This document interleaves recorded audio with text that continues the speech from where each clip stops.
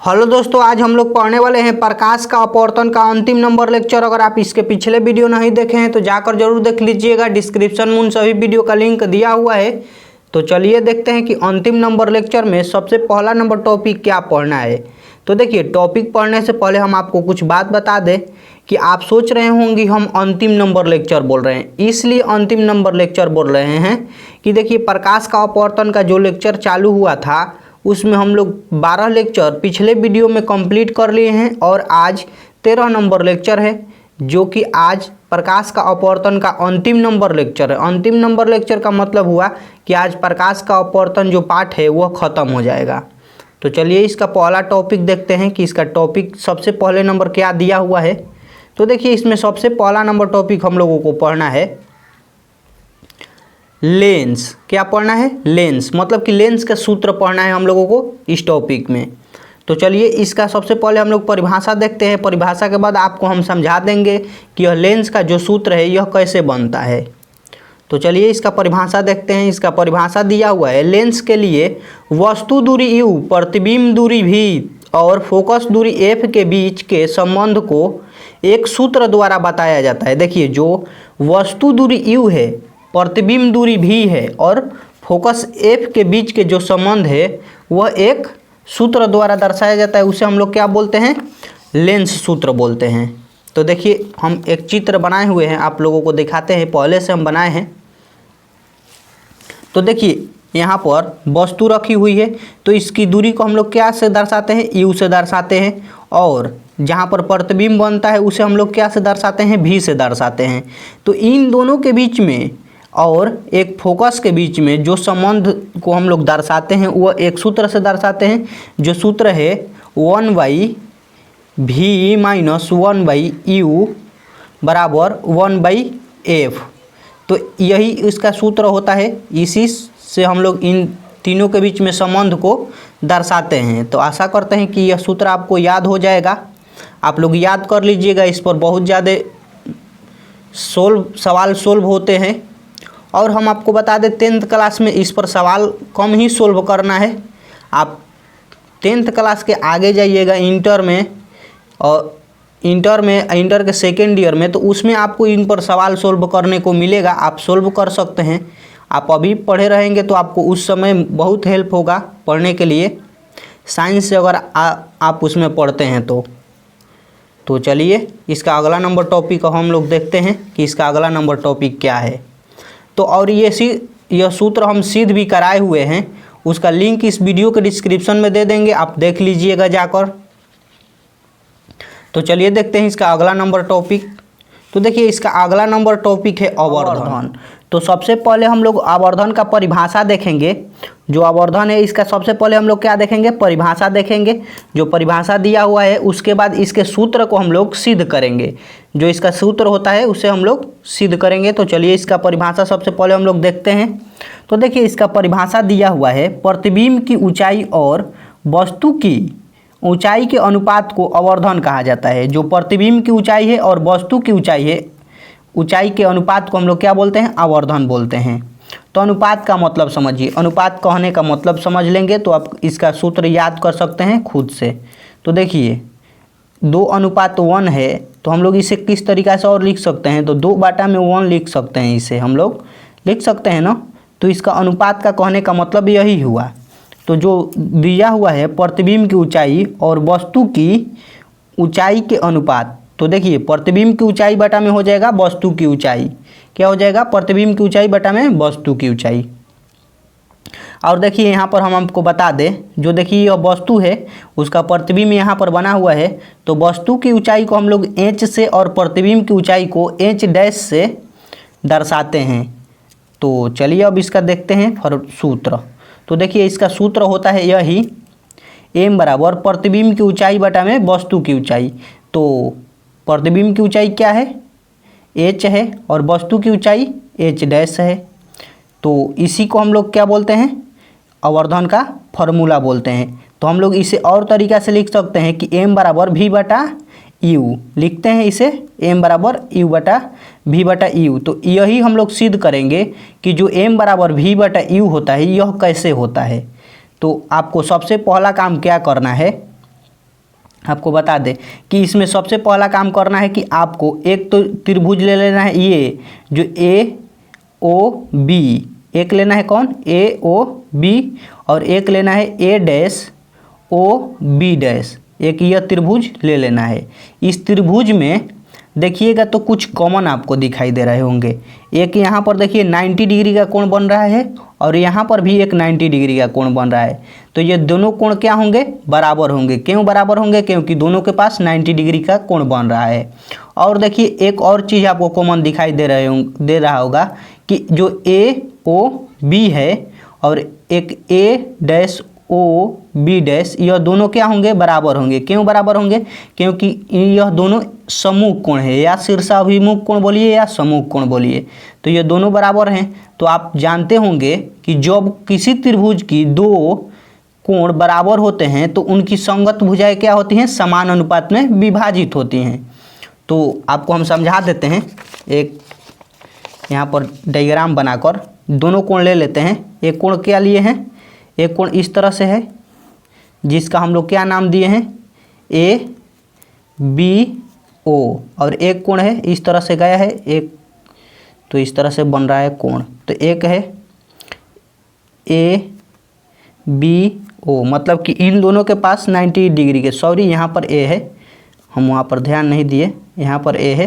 तो यहाँ पर 90 डिग्री का कोण और यहाँ पर 90 डिग्री का कोण बन रहा है। यह दोनों समूह कोण से बराबर हो रहा है, बराबर हो रहा है।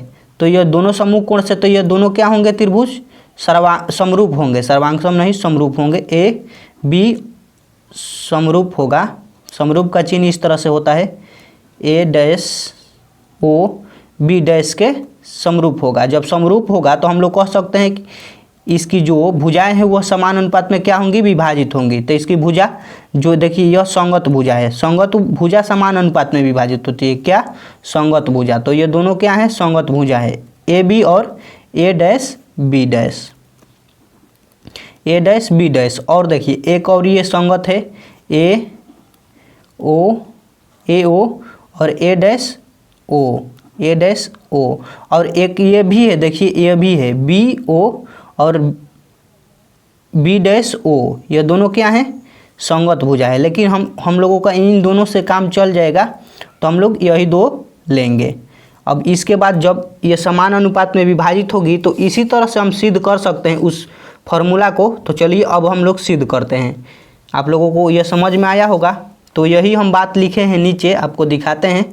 तो देखिए दो त्रिभुज लिए हैं, जो कि एक है ए ओ बी तथा दूसरा है A dash O dash B dash में। तो ए और एक ए डैश क्या होगा, 90 डिग्री होगा। क्यों 90 डिग्री होगा, क्योंकि वो दोनों लंब हैं और ये बराबर होगा समूह कोण से। तो ये दोनों त्रिभुज क्या हो जाएंगे, सर्वांगसम हो जाएंगे। क्या हो जाएंगे, सर्वांगसम, ए समरूपता से। और एक होता है ए समरूपता, 3 गो ए होता है एक में होता है 2 ए। तो 3 गो ए भी रहेगा तब भी हम बोल सकते हैं कि वो समरूप है त्रिभुज, और 2 भी रहता है तो हम लोग बोल सकते हैं कि वो त्रिभुज क्या है, समरूप है। तो अब जब समरूप हो जाएगा तो समान अनुपात में विभाजित होंगे। उस पेज पर जगह नहीं था तो यहाँ पर हम लिखे हुए हैं कि देखिए ए डैश बी डैश बटा में ए बी होगा और बराबर ओ ए डैश बटा में ओ ए। तो देखिए हम लोग इसके स्थान पर लिख सकते हैं माइनस एच डैश बटा में प्लस एच बराबर प्लस भी बटा में माइनस यू। तो आप लोग सोच रहे होंगे कि यह कैसे लिख सकते हैं, तो देखिए हम आपको दिखाते हैं कैसे लिख सकते हैं।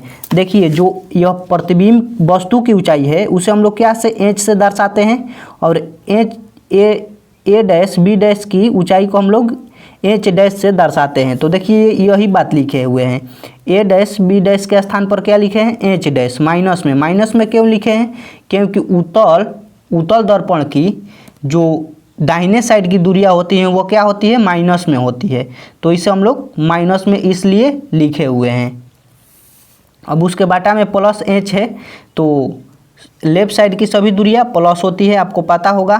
तो हम लोग इसे प्लस लिखे हैं। और देखिए अब यहाँ पर हम लिखे हैं जो देखिए यहाँ पर देखिए लिखे हुए हैं कि जो वस्तु की ऊंचाई है वह यू है और प्रतिबिंब की ऊंचाई भी है। तो देखिए इसके स्थान पर लिख सकते हैं ए ओ के स्थान पर लिख सकते हैं, क्योंकि यही तो दूरी है यहाँ से यहाँ तक के दूरी को हम लोग क्या बोलते हैं, फोकस दूरी बोलते हैं। क्या बोलते हैं, फोकस दूरी बोलते हैं। तो इसी दूरी को हम लोग यू भी बोल सकते हैं। तो इसके स्थान पर हम लोग क्या लिख लेंगे, यू, और उसके स्थान पर भी लिख लेंगे। जो प्रतिबिंब की दूरी है उसे हम लोग भी लिख लेंगे। तो यहाँ पर वही लिखे हुए हैं, प्लस भी बटा में माइनस यू।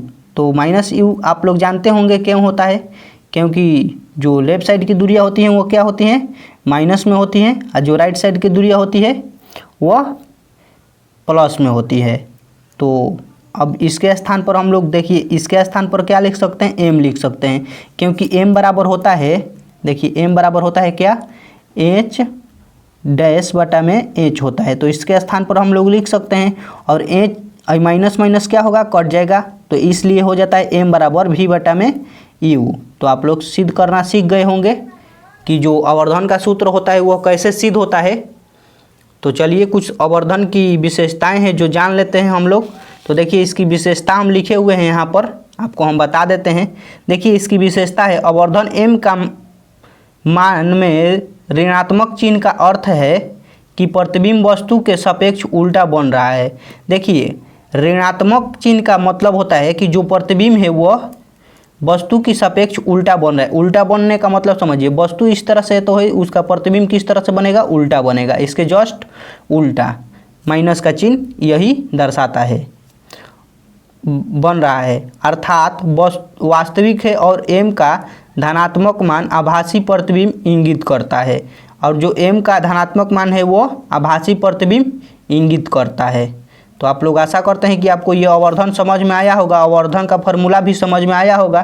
तो चलिए अब लेंस देखते हैं। इसका अगला नंबर टॉपिक है लेंस की क्षमता। तो सबसे पहले हम लोग लेंस की क्षमता का परिभाषा देखेंगे, उसके बाद लेंस की क्षमता का जो फॉर्मूला होता है वह देखेंगे। लेंस का SI मात्रक, लेंस का मात्रक देखेंगे हम लोग। तो चलिए देखते हैं लेंस का परिभाषा। तो लेंस का परिभाषा दिया हुआ है, किसी लेंस की क्षमता या शक्ति उसके सामर्थ्य की माप है जो प्रकाश की समानांतर किरणें का अभिसारण या अपसारण करती हैं। देखिए कहने का मतलब समझिए इसका परिभाषा का, इसका परिभाषा का कहने का मतलब है किसी लेंस की क्षमता या शक्ति के सामर्थ्य की माप। सामर्थ्य की माप मतलब समझिए कि उसकी क्षमता क्या है। मान लीजिए कोई लेंस है, उत्तल लेंस है, तो उसको देखने की क्षमता कितनी है उस लेंस में, उसी के माप को हम लोग क्या बोलते हैं, लेंस की क्षमता बोलते हैं। जो प्रकाश की समानांतर किरण पुंजों का अभिसारण या अपसारण, अभिसारण मतलब कि अभिसारी करती है। अभिसारी के मतलब हम आपको बताए हैं कि किरणों को एक जगह पर लिया कर एकत्रित कर देती है, उसे हम लोग क्या बोलते हैं, अभिसारी। अपसारण का मतलब कि किरणों को वो बहुत फैला देती है, इसी को वह नियंत्रित करता है। जो क्षमता होता है वह क्या करता है, किरणों को नियंत्रित करता है, उसी को हम लोग लेंस की क्षमता बोलते हैं। तो चलिए अब लेंस की क्षमता का फॉर्मूला देख लेते हैं। तो देखिए लेंस की क्षमता का फॉर्मूला होता है, देखिए इसको सबसे पहले हम लोग इसे पढ़ लेते हैं। किसी लेंस की क्षमता P और P उसकी फोकस दूरी F के व्युत्क्रम होता है। क्या होता है, व्युत्क्रम। जो फोकस दूरी है वह क्षमता के व्युत्क्रम होता है। तो हो जाएगा P बराबर 1/F, यही होता है फॉर्मूला। अगर आपको बोल दे कि मान लीजिए किसी लेंस की फोकस दूरी इतनी है तो उसकी क्षमता बताइए, तो आप लोग इसी फॉर्मूला से उसे निकाल सकते हैं। तो आपको फॉर्मूला आशा करते हैं कि समझ में आया होगा। तो अब चलिए इसके बाद के कुछ विशेषताएं हैं लेंस की जो देख लेते हैं हम लोग। तो देखिए इसकी विशेषता है, लेंस की क्षमता का चिन्ह वही होता है जो चिन्ह फोकस का होता है। देखिए लेंस की क्षमता का चिन्ह वही होता है जो फोकस का चिन्ह होता है। मतलब कि उत्तल लेंस की क्षमता धनात्मक होती है, अवतल लेंस की क्षमता ऋणात्मक होती है। आपको बताए हैं कि उत्तल लेंस में फोकस दूरी जो होती है वह धनात्मक होती है और अवतल लेंस में फोकस दूरी ऋणात्मक होती है। वही उसका दिया हुआ है लेंस का क्षमता का भी। अब देखिए लेंस का क्षमता का SI मात्रक है, देख लेते हैं। तो देखिए लेंस का क्षमता का SI मात्रक होता है डायोप्टर। क्या होता है डायोप्टर, इसे हम लोग D से लिखते हैं। लेंस का SI मात्रक होता है M इनवर्स 1 होता है। क्या होता है, M इनवर्स 1। तो यहीं तक आज हम लोगों को पढ़ना था। आज से हम लोगों का यह टॉपिक ख़त्म हो गया। हम लोग लिख लेते हैं high P HAPP high P end. क्या लिख लेते हैं, हैप्पी एंड। हैप्पी एंड का मतलब हुआ खुशी खुशी से यह चैप्टर हम लोगों का समाप्त हुआ। देखिए अगर आपको ये वीडियो समझ में आया है तो हमारे चैनल को सब्सक्राइब कर ले आगे के चैप्टर देखने के लिए। और हम आपको बता दें इसके बाद हम लोग सभी क्वेश्चन को हल करेंगे जो इस पार्ट के सभी क्वेश्चन दिए हुए हैं। और आपको हम बता दें कि ये लेंस आप सोच रहे होंगे कि इतना ही क्यों बताएं, क्योंकि आपको इंटर में लेंस के बारे में अच्छी तरह से पढ़ना है तो आप लोग उसमें जाकर अच्छी तरह से पढ़िएगा। यहाँ पर इतना ही दिया हुआ है, 10th क्लास में लेंस के बारे में इतना ही दिया हुआ है, तो जितना दिया रहेगा उतना ही ना बताएंगे, उससे आगे क्या आप लोगों को हम बताएं। जितना दिया हुआ है आप लोगों को हम बता दिए। अब आगे जाइएगा तो आप लोगों को आगे क्लास में पढ़ने को मिलेगा लेंस के क्षमता के बारे में, आप लोग पढ़िएगा। उसमें आप लोग इंटर में पढ़ लीजिएगा तो आप चश्मा भी बनाने सीख जाइएगा। तो चलिए, अगर आपको वीडियो अच्छा लगा है तो हमारे चैनल को सब्सक्राइब ज़रूर कर ले। फुल वीडियो देखने के लिए दिल से थैंक यू।